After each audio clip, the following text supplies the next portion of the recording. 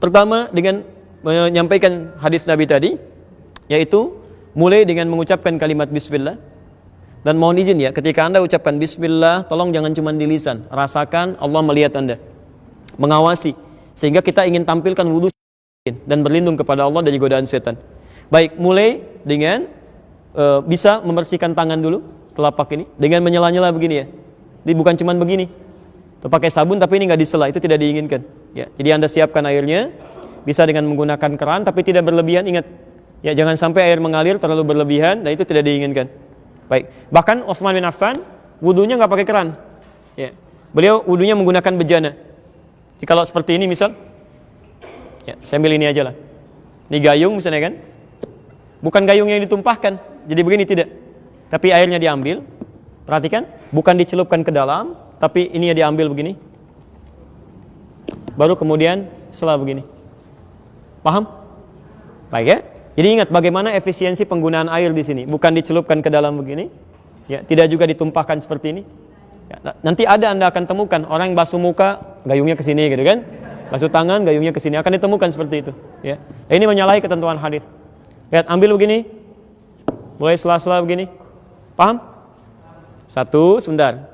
Kalau ini sudah selesai, taib sudah dianggap baik, 2-3 kali, kadang-kadang Nabi 2 kali, kadang-kadang 3 kali.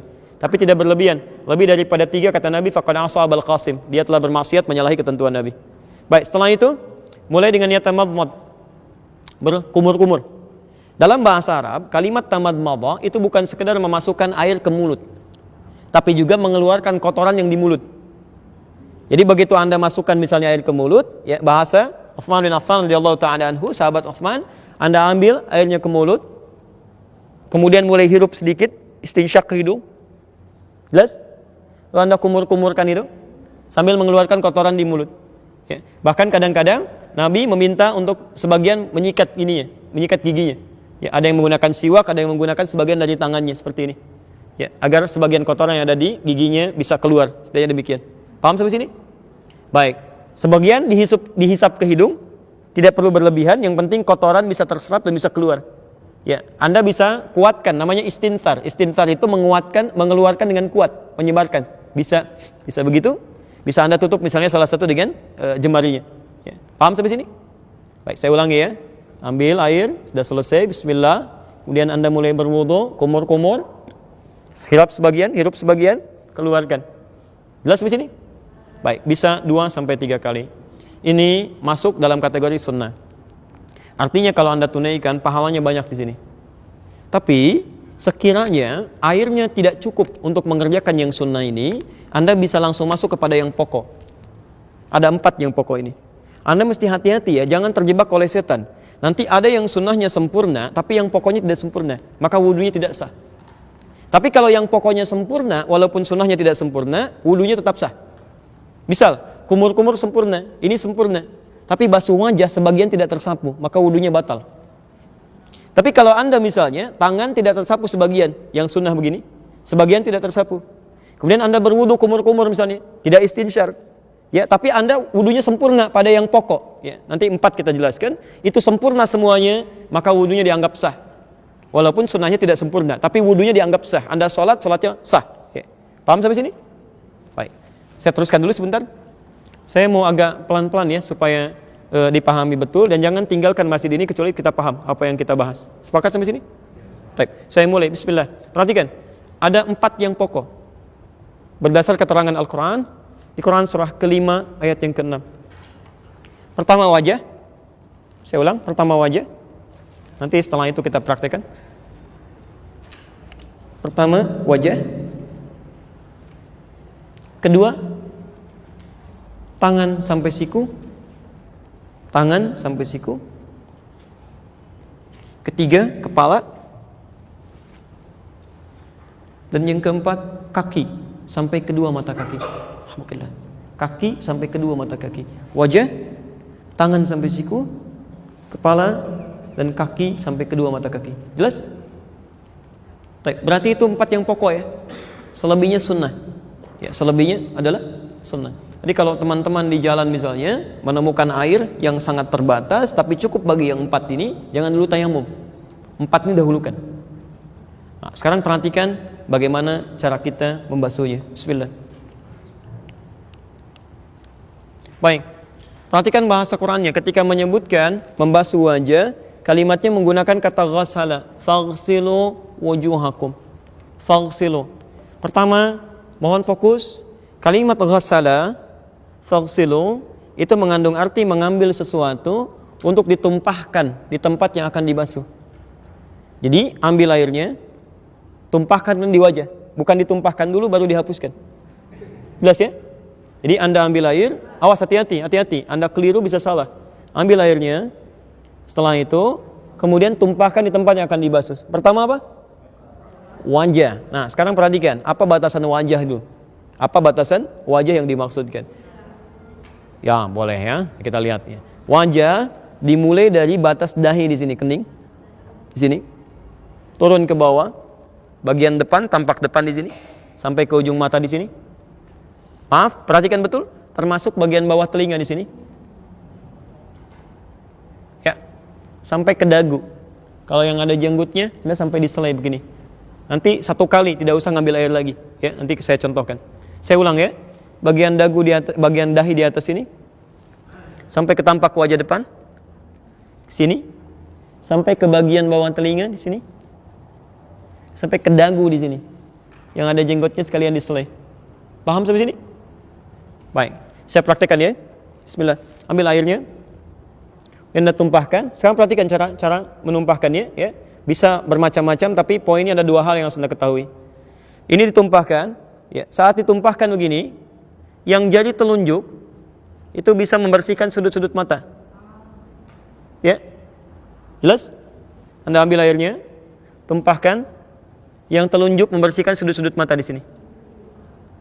Ya, sehingga insya Allah ketika Anda berwudu seperti ini, kotoran di mata pun bisa keluar. Tapi ingat ya, tidak ada isyarat spesifik apakah matanya terbuka atau tertutup. Ya, jadi terbuka boleh, tertutup juga nggak ada masalah ketika Anda tumpahkan itu.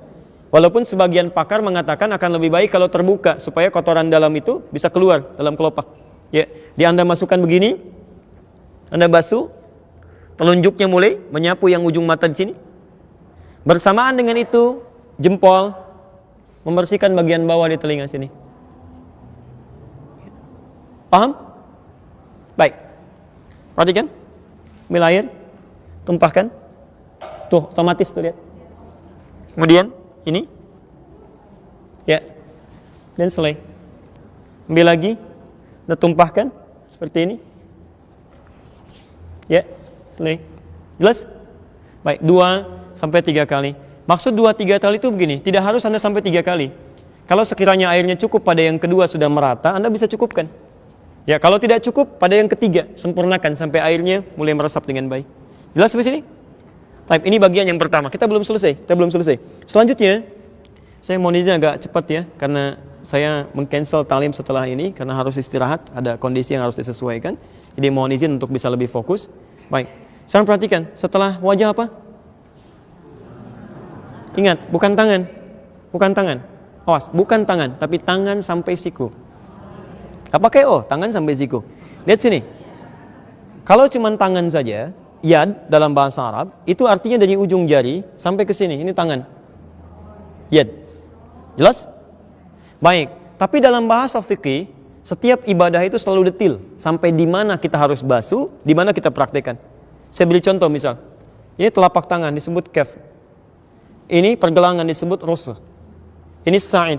Ini mirfaq, jamannya marafiq. Kalau cuma tangan sampai sini, katif, sampai bahu. Sekarang perhatikan, Anda dalam sholat saja misalnya, bagaimana cara telapak yang kanan menutup punggung yang kiri. Itu ada di hadis An-Nasai nomor hadis 886.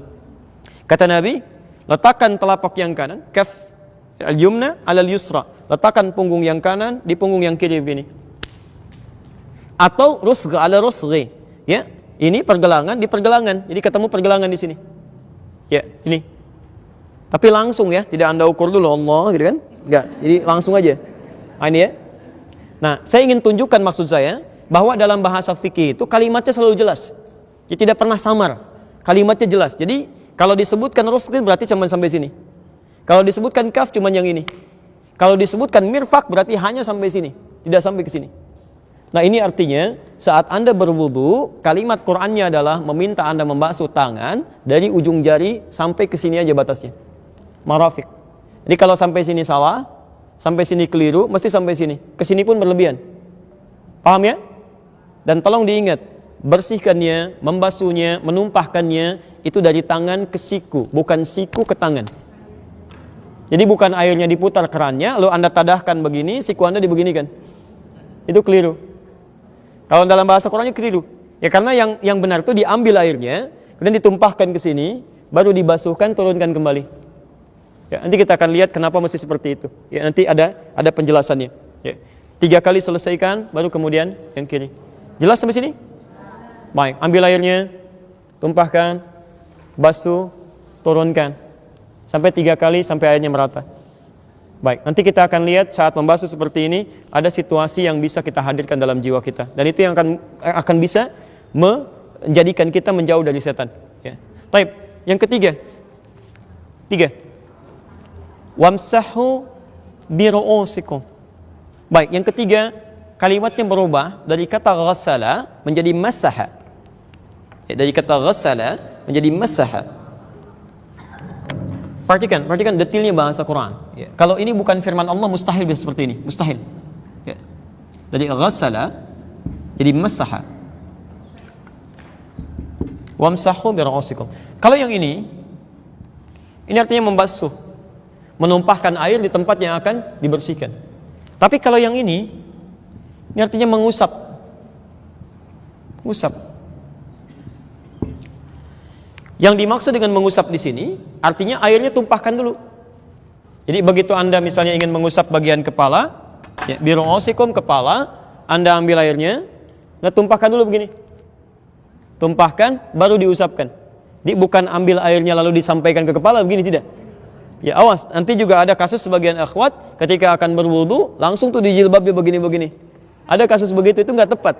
Itu tidak tepat. Tadi kita lihat yang tepatnya, ya. Karena yang dimaksud masaha itu bukan air diambil tumpahkan, tapi tumpahkan dulu airnya baru diusapkan. Paham? Nah, sekarang perhatikan. Apa yang diusap itu? Ternyata yang diusap itu biru'usikum. 1 ru'us, jamak dari kata ra'sun, ru'us, jamak dari kata ra'sun, yang berarti kepala. Bukan rambut, ingat, kepala bukan rambut. Jadi kalau ada orang berwudu hanya membasuh rambutnya saja, itu tidak sah wudunya. Oh, kadang-kadang ada sebagian laki-laki atau anaknya gitu kan, yang remaja tuh pengen cepat segera kan, rambut sudah rapi, kemudian wudu lagi batal, cuman rambutnya aja begini, takut gitu kan, nggak nyampe kepalanya, itu batal. Dia nggak sah wudunya, harus mengulang dia. Ya, paham sampai sini? Nah, ini nikmat dari Allah Subhanahu Wa Taala, disebutkan kepala sehingga semua orang bisa berwudu dengan baik. Kalau disebutkan rambut kan yang nggak punya rambut repot ya. Time. Dan ini yang menarik. Ketika Allah meminta mengusap kepala, menggunakan huruf ba di situ. Wamsahu biru'usikum. Padahal Allah bisa mengatakan begini, wamsahu ru'usakum. Tapi pakai ba di sini. Biru'usikum. Ya, kalau kalimatnya hanya sekedar mengatakan wamsahu ru'usakum tidak menggunakan ba, maka semua kepala wajib dibasuh dari depan sampai belakang. Habis. Tapi ketika menggunakan ba dari 14 fungsi tadi, ya, di sini terdapat 3 fungsi utama. Ba dalam huruf ini. Ya. Nanti ada orang Indonesia yang kuliah di Al-Azhar, alhamdulillah dapat gelar doktor S3 hanya membahas huruf ba ini aja. Ba di ayat ini dibahas dapat doktor tuh. Ya. Ya, teman-teman yang belum silahkan, masih ada huruf ta, huruf da, huruf jim, huruf sampai ya tuh. Masya Allah, luar biasa. Ya. Di bahasa Arab itu, saya di jurusan bahasa Arab itu luar biasa. Bukan cuman kalimatnya, hurufnya, harokatnya ada maknanya. Ya, makanya Masya Allah Quran turun dengan bahasa Arab tuh banyak hikmah di situ. Ya, banyak hikmah. Nah, sekarang ba yang pertama itu bermakna istighraq namanya. Ba al-istighraq, yaitu ba yang menunjuk kepada makna holistik luas, tanpa batas. Ya, al-istighraq namanya. Ba yang menunjuk pada makna yang luas tanpa batas, al-istighraq. Ya. Artinya pada yang pertama ini Anda diperkenankan untuk membasuh kepala, mengusap kepala setelah airnya ditumpahkan. Misal Anda ambil airnya, Anda tumpahkan begini, kemudian Anda usap dari depan sampai belakang, seluruhan kepala. Jelas? Ya, nanti setelah itu, kalau hadis dari riwayat Utsman bin Affan radhiyallahu taala anhu, sambil telinganya kemudian sekaligus ya dibersihkan. Jadi tidak mengambil air lagi. Kalau hadis dari riwayat Utsman bin Affan radhiyallahu taala anhu, Anda ambil begini, tumpahkan, bersihkan kepala sampai ke sini, kemudian baru ke telinga di sini. Ya. Baik. Jadi lihat membersihkan telinga ya, yang telunjuk ini bagian di dalam sini. Yang jempol bagian belakang sini. Jadi begitu Anda usap sini, kembalikan ke sini, kemudian ke telinga di sini. Ya. Jelas di sini? Paham ya? Baik. Ada hadis yang kedua yang menunjukkan Anda boleh membasuh ya atau mengusap bagian kepala kemudian mengambil air lagi untuk basuh telinga. Itu ada hadisnya. Jadi untuk basuh telinga ini sifatnya fleksibel, bisa langsung dari kepala kemudian ke telinga, bisa langsung kepala dulu, ngambil air untuk telinga. Jelas di sini? Baik. Sekarang perhatikan, ini yang unik. Kenapa menggunakan huruf ba? Karena tidak setiap orang ya, punya potensi bisa menyapu, mengusap semua kepalanya. Mungkin ada orang yang mohon maaf, ada luka sebagian di kepalanya. Ada ikhwan yang kena luka misalnya kan, nggak bisa diusap semua. Bagaimana caranya? Maka fungsi ba di sini adalah fungsi yang kedua, namanya at-tab'id ma'at tahdid. Ya, membasuh sebagian dari kepala itu, tapi ada batasnya. Sampai ubun-ubun sini. Jadi kalau Anda sedang ada persoalan, kemudian tidak membasuh, tidak bisa mengusap secara keseluruhan, Anda boleh mengusap sebagian dari kepala, batasnya di ubun-ubun di sini. Ya. Dan Masya Allah, ini juga bagian dari kemudahan untuk akhwat sekalian kan? Ada yang sedang berkerudung, berhijab, tidak bisa misalnya membuka di tengah-tengah kebanyakan orang, misal sebagian tertentunya, ini boleh, Anda tidak usah lepas jilbabnya. Ya, Anda ambil airnya, tumpahkan, misalnya di sini aja, sah wudunya. Ya, sah itu sah wudunya. Ingat, awas ya, nggak enak itu karena belum terbiasa. Karena belum tahu ilmu, membiasakan sesuatu yang keliru, belum membiasakan sesuatu yang benar. Dia nggak usah dicopot, apalagi misalnya ada yang ngambil air, dibasah-basahin di sini, gitu ya. Nah, itu nggak tepat ya. Islam itu memudahkan, tidak menyulitkan. Baik. Bahkan yang ketiga, ba di sini berfungsi at-tab'id min duni tahdid. Tab'id sebagian dan tidak dibatasi. Jadi kalaupun di sini ada masalah misalnya, yang penting Anda basuh sebagian kepala sudah sah wudunya. Anda ambil, misal di sininya susah, basuh yang ini. Basuh yang ini, basuh yang belakang, sepanjang masuk dalam bagian kepala di sini itu sudah sah wudunya. Di sini Nabi ajarkan pada sahabat, sahabat ajarkan pada tabi'in, tabi'in sampaikan pada ulama. Semua sepakat, sahabat sepakat, tabi'in sepakat, ulama sepakat. Tidak ada perbedaan pendapat di sini. Sepakat sampai sini? Harus sepakat. Sahabat saja sepakat, tabi'in sepakat, ulama sepakat. Anda bukan sahabat, bukan tabi'in, bukan ulama, enggak sepakat. Aneh Anda. Masih begitu saya pulang gitu kan? Wah, jelas sampai sini? Alhamdulillah. Yang terakhir pelan-pelan ya. Kaki sampai 2 mata kaki. Perhatikan cara membersihkannya. Ini kerjaan setan sering di sini. Ya, kerjaan setan membuat buru-buru sering di sini. Dan tidak sedikit yang diancam oleh Nabi sampai keluar ancaman Nabi. Kalau kamu masih begitu, bisa disiksa di neraka. Ya, tidak sedikit kalau dalam bahasa hadis yang lebih umum, ya ada kebanyakan orang disiksa di neraka persoalan kotoran di jempol kakinya. Ya, ada persoalan di wudunya, dia nganggap ringan, ya nganggap ringan. Masalahnya kan kalau wudunya nggak sempurna, sholatnya nggak benar kan? Ya jadi turunannya banyak, sholat yang nggak benar, doanya nggak diterima, macam-macamnya, kesalahan banyak, amal soleh nggak ada. Kan jadi masalah kan? Baik, maka dari itu silakan perhatikan. Pertama, untuk membasuh kaki ini, kalau bisa Anda bagi pada 3 bagian. Pertama perhatikan sebentar ya, saya angkat sedikit sebentar. Jadi mulai air pertama, Anda gunakan untuk menyelai-nyelai dulu sini. Ini contoh Nabi ya. Jelas ya? Sela-sela ini. Dan menggunakan yang kelingking ya. Sunnahnya gunakan kelingking. Ustaz, kenapa nggak pakai jempol? Kegedean ya. Halo. Cukup kelingking aja. Ya. Ini maksudnya yang sewajarnya di sini ya. Anda ambil air, masukkan sini. Lihat. Bersihkan termasuk yang sela-sela di jempol ini. Kotoran-kotoran ini. Mau ketemu Allah masa kotor? Antum masuk ke ruangan aja, sepatu dibersihkan. Anda kalau ke Auckland, ke New Zealand itu, sepatu kotor nggak bisa masuk Pak. Langsung bunyi, dikejar anjing lagi. Betul, langsung bunyi. Ada langsung sebelum Anda turun di video di pesawat itu sudah ditampilkan makanan, macam-macam buah-buahan nggak boleh kecuali yang ada di situ aja. Kecuali Anda declare. Apalagi sepatu kotor nggak bisa masuk. Ke tempat manusia aja sepatu kotor nggak bisa masuk. Masa ketemu Allah kotor? Iya, jadi Anda bersihkan bagian pertama di sini. Kedua Anda ambil bagian belakang, Anda rapikan dulu sampai ke sini. Yang ketiga, ambil air lagi, ratakan keseluruhannya. Ini insya Allah akan lebih baik itu. Ya, jelas di sini? Paham? Boleh saya turunkan?